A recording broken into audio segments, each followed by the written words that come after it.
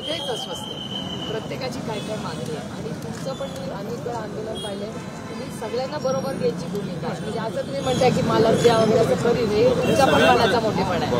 तर हे बघा, चांगल्याला चांगलं म्हणलं पाहिजे.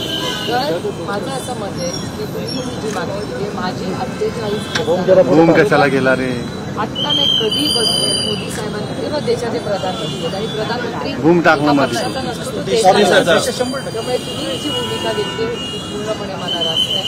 तुमच्या सगळ्यांच्या वतीने मला जर मान्य असेल तर तुम्ही चर्चा करून सांगा. मी 48 खासदारांना पत्र देते. बाबा ही अस्वस्थता सगळीकडे झालेली आहे.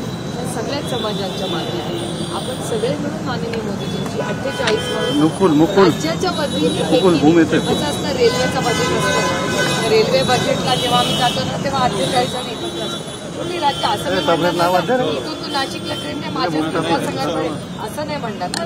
ट्रेन नेत्या तर पूर्ण आरक्षणाच्या बाबतीत जर तुम्हाला मान्य असेल तर आपण सगळे 48 खासदार